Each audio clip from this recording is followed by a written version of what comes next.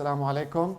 Colleagues, friends, it's a pleasure to be here. I see familiar faces, colleagues from the sustainability movement, private businesses that have been pioneers in circular economy that I've known since years.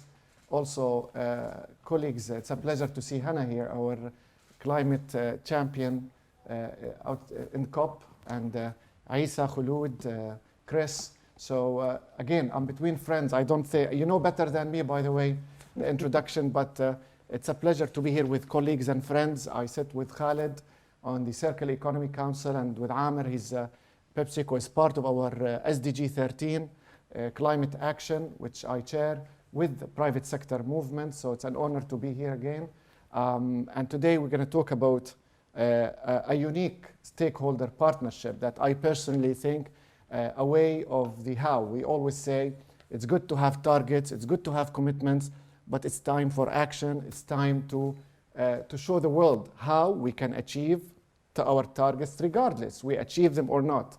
It's the journey that counts. It's the journey that unleash innovation, be it on climate change, in food security, or circularity. So you know all the numbers. The population of the world on the rise, which means the rise of the middle class, which means high production and consumption, which is, again, more waste on the streets, on the landfills.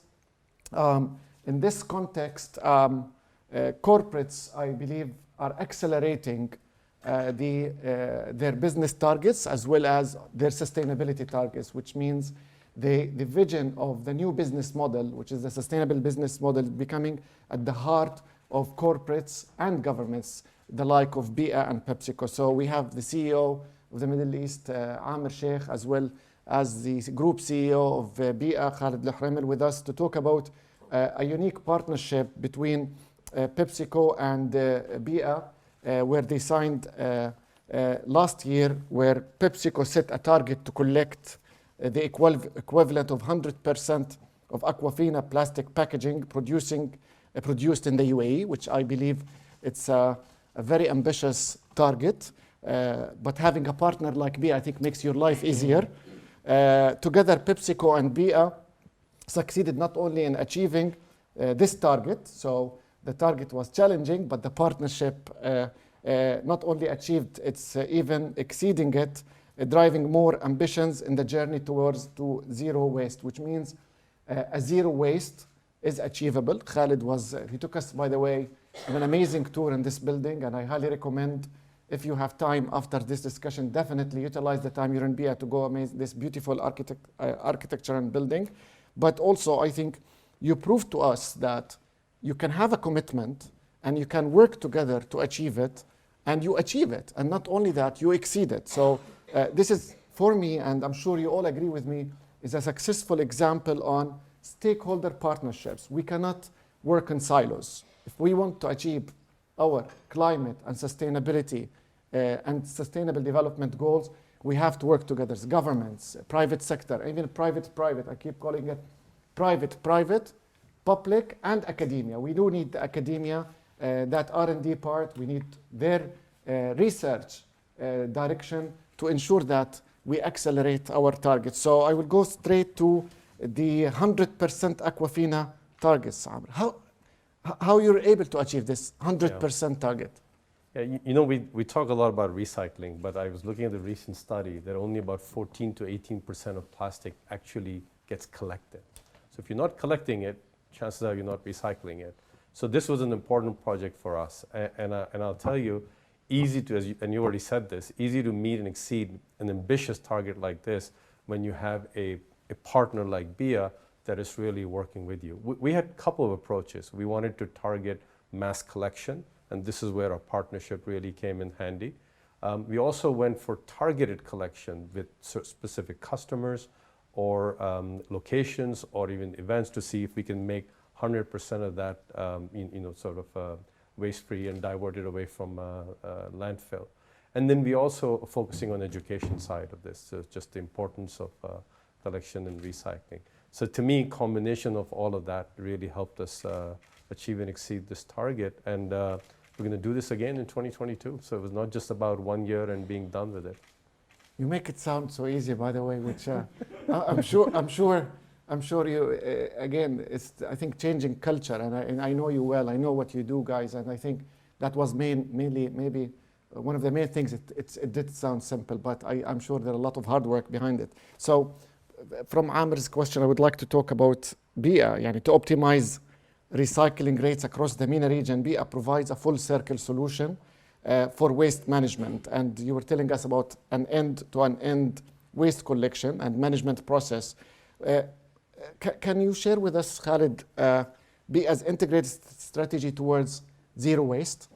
Sure. First of all, I would like to thank everyone for coming today. It's good to see people from both the private and public sector. It's an honor to have all of you at the new BEEAH headquarters.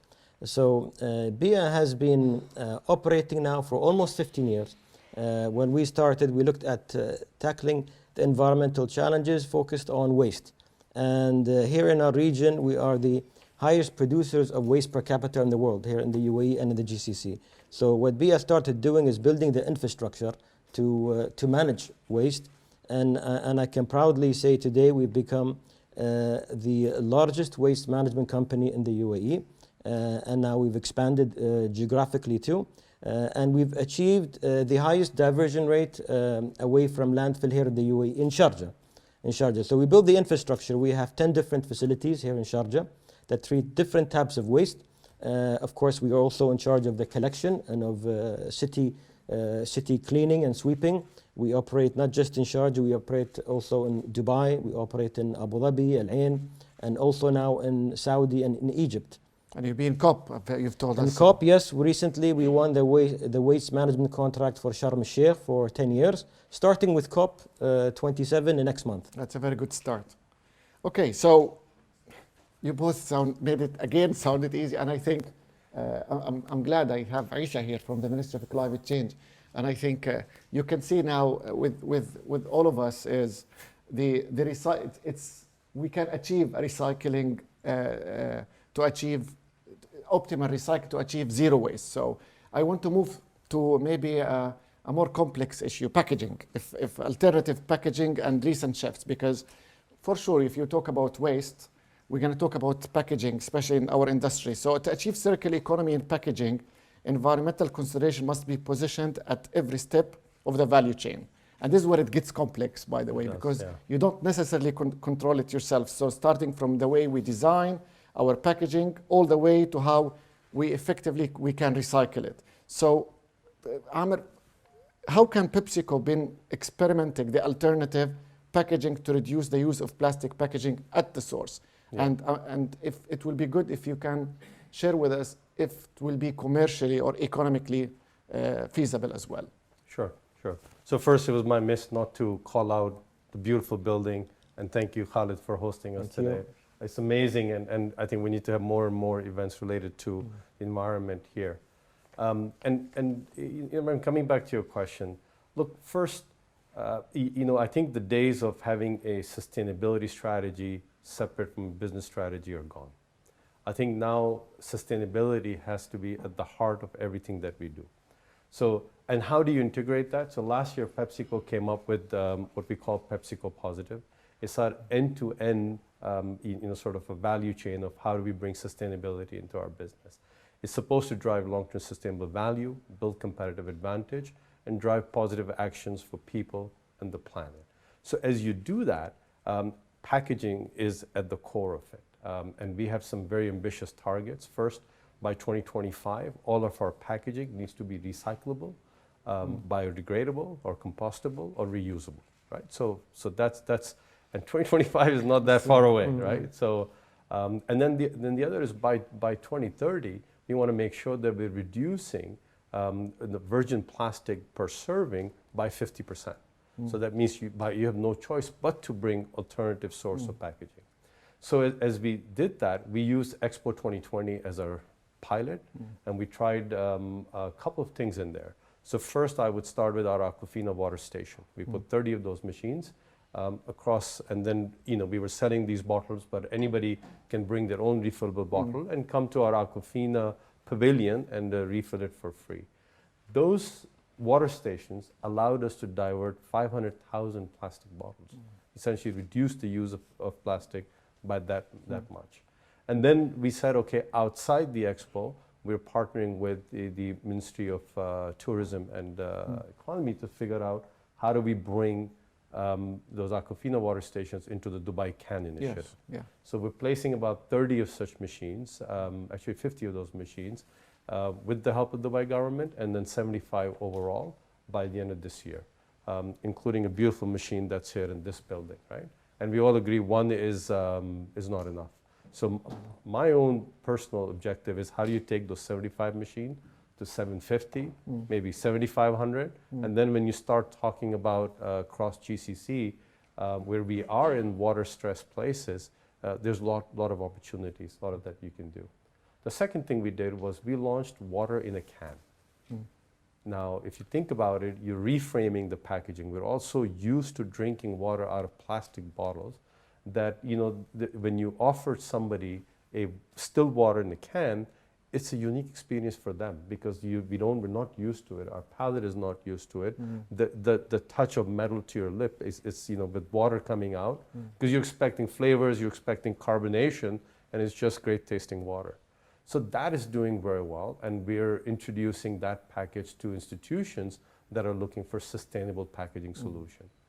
And to be honest with you, as a manufacturer, we would like more and more institutions to adopt that. And then we also piloted with our snacks packaging for Sunbites, where it was made of biodegradable material. And I think through those pilots, it's given us a lot of learnings, and we will continue to trial new and innovative packaging for us to be able to achieve the goals that we talked about.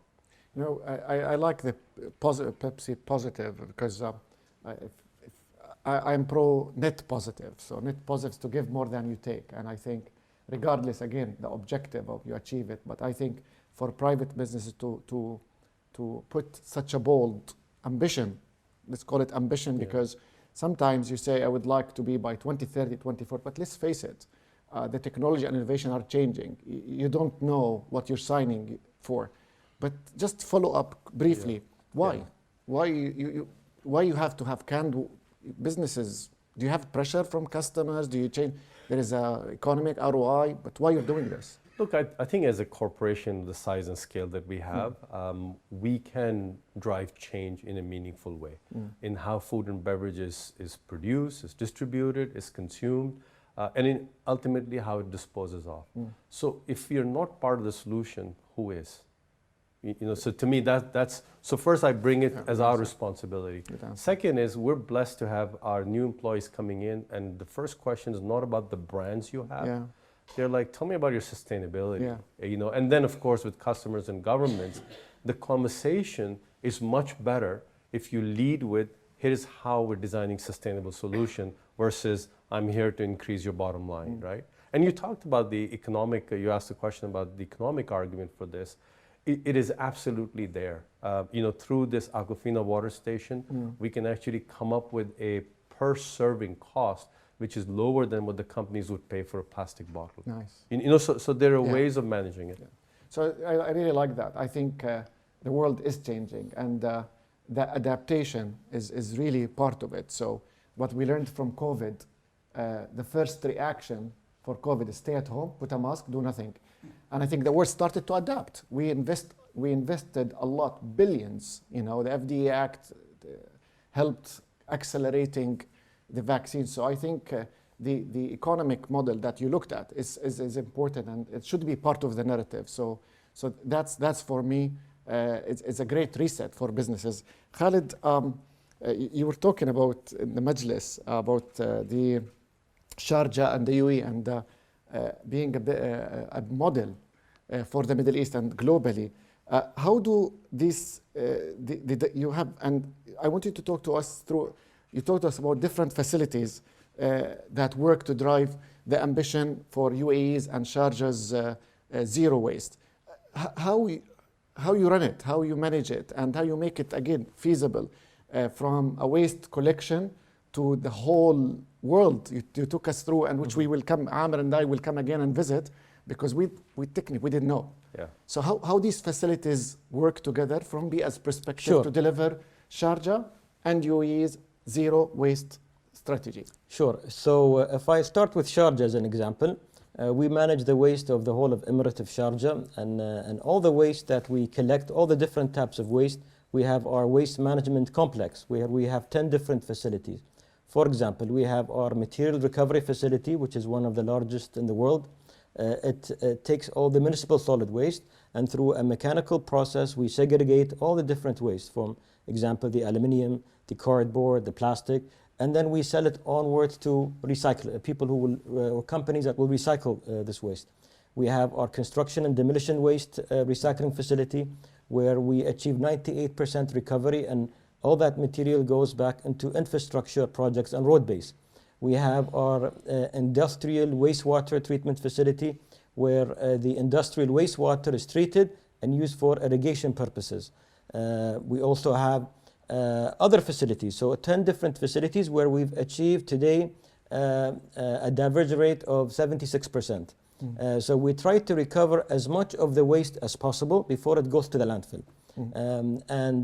Also to assist in doing that, we also created a platform, which is a new business from BEEAH called ReLife. So ReLife Market, we have a online marketplace to connect sellers and buyers. So anyone that is generating waste, different types of waste, and any recyclers who are looking to buy waste, you eliminate the middleman. So this business we launched last year. It's doing very well, and it's helping also accelerate the circular economy in the UAE, but it's actually now regional. We've opened up offices in Egypt, Saudi, India, and we're looking at this to become a global marketplace for trading recyclable commodities. So today we've achieved 76% diversion rate with 10 different facilities here in Sharjah. And the 24% or so will go to landfill. And even that, now we've put a target of zero waste for Sharjah, which we are heading towards achieving it by the end of this year with our waste to energy facility. So this is a joint venture we have with Masdar through the Emirates Waste to Energy Company. So the 24% now will end up going to the waste to energy facility to help us achieve zero waste and being able to treat all the waste in Sharjah, and then we will repurpose the landfill. Okay.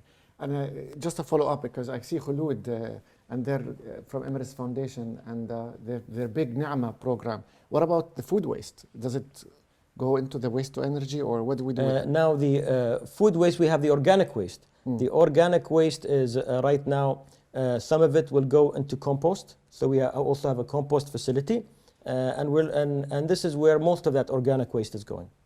Perfect. So, sorry, Ibrahim, just to build on that note, I think one of the key challenges that we saw when we were doing the feasibility for Ni'ma is the fact that there is no waste separation. Is this something that you have a plan for destination? Yeah. So definitely, yeah. So definitely here in Sharjah, all the residential area have two streams. In addition to that, our material recovery facility does the segregation in itself. So all the municipal solid waste, we're able to actually segregate. And we also now launched a second facility, which is our commercial and industrial recovery facility, that it even has a robot with AI that's able to, with visually able to identify this is plastic, this is aluminum, and able to segregate. So, but definitely if it's segregated at source, we are able to recover more. So this requires more education, more awareness. Still there is a lot more to go for us to achieve that, but the infrastructure is in place. The two-stream bins are in place, the facilities are in place, but the community, although they are more aware, we need more time. So as Khulud started the audience questions, I have the innovation part. I want to ask about innovation, but I think, again, I see many familiar faces, so I feel like it's a discussion between colleagues and friends. So if you don't mind, I'll open for another question. Do you have any questions to ask the panelists? Tfaddal. Just when I have a question, since I'm from BEEAH, so I will ask PepsiCo. Sure. So Please. there is a plan regarding plastic. When the diversion will be from the plastic to the can or to other different sources. So we need to understand more. Yeah, so from our packaging point of view, we already offer all our products in cans. So from a carbonated soft drink and everything, you would see that's there. So the new addition was that from water, which is a big part of our portfolio, how do you offer solutions that are without plastic bottles? So first solution was can, second solution is Aquafina water station. So now our challenge is how do you scale up the water station option? And we're targeting offices, universities, schools, colleges, and I would say public and private sector facilities. And we have some great learnings from the US. For example, would you believe distribution centers, manufacturing facilities, where you have large population and they're working in a relatively hotter temperature, and by creating a solution, a hydration solution that is easily accessible, that is clean, hygienic, great tasting, we're seeing some of the biggest consumption of that in distribution centers and plants. So bringing that to GCC, starting with UAE, has been our objective. Yeah, is the paper and cardboard is considered, because I saw Al Waha, they have like we haven't experimented in here with paper packaging, but elsewhere we are also looking at other forms of packaging to say that for example, glass. We used to have we all started drinking with returnable glass, right, and which was eventually converted into plastic and cans. So, where it makes sense, how do we bring returnable glass back? Now, the challenge is it uses up a lot more water. Yeah. So what we learned about sustainability is it's an integrated model. Yeah. So you can't prioritize one at the expense of the other. So if we bring in more glass, then you're reducing increasing your water consumption. Yeah. And we also have an objective to be 100% water replenished. Exactly, yeah. Hey, more than I think coming from BEEAH, I think they're looking for a business opportunity, which is good. So yeah, so pilots are ongoing in the rest of PepsiCo ecosystem with other forms of packaging. And it will be good if we do life cycle assessments for these different options, because like again, the end user, back to Khulud's point about the awareness and the segregation, sometimes people would think this is the best alternative, but when you do the LC, education, the life cycle, not necessarily, by the way. So people, and we had the same thing with the single-use plastic bags, by the way, with alternatives. Yes, please, question. I'm Suzanne Al-Massah, Professor of Sustainability at Zayed University. Since you have mentioned the role of academia, so we have undergraduate programs now for business transformation and social innovation, and also for sustainability. It would be a great opportunity to include PepsiCo case studies within the curriculum, and this would be part of the awareness campaign. I'm not sure if you are planning, Aamer, to put a station at Zayed University sometime, since no station. I tell you something, maybe better station, and you have the greenhouse accelerators, right? We had it. So maybe they can, maybe we can do that. Yeah. So maybe you can mention the greenhouse accelerator as well. Yeah, so first, we did an MOU recently with Prince Sultan University, where we're bringing in, hydration water station. We'll be encouraging students to do more research around plastic and how do we leverage that. And we're offering PepsiCo as a faculty, visiting faculty, to do lectures on that. So we are dialing up our partnership with academia for exactly those reasons. Greenhouse Accelerator is a great program that we launched last year. So what we did was we said, hey, when you're in a hurry to get to those goals by 2025, we are working on lots of different work streams, but we certainly don't have all the answers. And we found over the years that the startup community has been a really disruptive force. In leveraging technology, they've been ahead of the curve on lots of private sector organizations. So this is something that was very well tested elsewhere in PepsiCo system. And the Ministry of Climate Change is your partner. Ministry of Climate Change and the Food Tech Valley actually have been fantastic partners with us. So with their collaboration, we launched Greenhouse Accelerator last year, where we went through 70 applications. We invited startups to tell us how they can drive sustainability from a packaging perspective. We selected 10. Each of them received $20,000 grant over a 6-month period to develop their business model and to see how they can make an impact to an already existing product or a solution. And recently we selected Nadira, who had launched Yalla Return in quite a few markets in GCC, as the winner. And they received $100,000 to really develop the business model. And so to me, we're going to come back next year with Greenhouse Accelerator program again. Yeah. And again, great opportunity, and thank you, for our partners to really help us create that ecosystem. You see, if you're working on your own and you don't have access to academia or our partners in the public sector, then often you develop a solution and then you say, okay, well, and now what do I do with it? In a way, now you're co-creating that solution to make sure that the right regulations are in place, the right infrastructure in place, and if there's anything that requires, creation from scratch, guess what? You have the partners with you who can help facilitate that. And I know you're going to launch something with, I'm invited to it in COP27 with the Arab Youth Council for Climate Change. We have Mason from the AYCCC. So I think youth, education, private. Hana Al Hashimi, I'm going to take your question. Thank you. Thanks very much, Ibrahim. And thank you so much for hosting us in this Thank you. very inspiring, incredible building. And thank you. Congratulations on this fantastic partnership. It's wonderful to see targets not just achieved, but exceeded with zero waste. My question actually builds on what you were just talking about partnerships, and I think it's excellent, Ibrahim, that you're already forging partnerships within the audience in your role as moderator extraordinaire. But I would be keen, actually, as we're talking about moving towards a circular economy approach, and where basically where stakeholders come in, where every stakeholder becomes a partner in the circular economy. So my question actually has three parts, and it's to you both, which is what is it that you need from these stakeholders, whether it's consumers, whether it's companies, or regulators in the government? What do you need at each of those levels to be able to continue this work and drive the circular economy forward? I think, first of all, as BEEAH Group, we believe in partnerships. So we have a lot of partnerships in place. A lot of our different projects, our waste to energy is a partnership with Masdar. We have for marine waste, we have a partnership with a company called EvoGreen. For medical waste, we have another partnership. So we're a strong believer in partnerships. In addition to that, we do work also with the public sector. So when we are working with now regarding education, we have the BEEAH School of Education. So we work with the Sharjah Educational Council. We have an educational program running today as part of the curriculum in all the schools of Sharjah. And it's been running now for the last 10 years. We're also part of the UAE Circular Economy Council. So BEEAH is both working also with the private sector. We're working with Pepsi, and we're working with other companies too. So we're a strong believer in partnerships with both the public and private to achieve sustainability goals.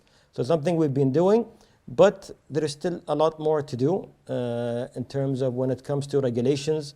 And this is where we work closely also with the Ministry of Environment. Also, we have other projects with the Ministry of Health, how we can do more. So we're at the country level to get more support there. Yeah. And if I may say, first, partnerships are absolutely critical, right? Nobody has all the answers on their own. So we're looking for four things. First, we have to have common purpose. So no hidden agendas, we're after the same thing. So that's an important table stake, right? That are we ready to pursue this together? Then you want to be transparent and you want to be collaborative. So that means here are the things we're working on, here are the things you're working on. Now how does 1 + 1 = 3? So that's what you're looking for. I think the third thing I would say is holding each other accountable. So these are not glossy statements that then we run to the press and say, oh, we partner with BEEAH to do X, Y, Z, and nothing happens, right? So we need to hold each other accountable to, that means milestones, KPIs, and a target date to complete our common objective. And last is really pursue innovation.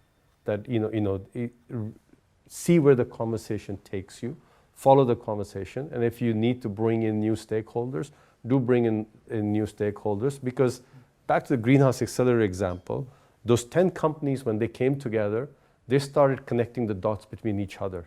Even though only one of them was going to be the winner, but they said, hey, you have a solution that I can leverage here.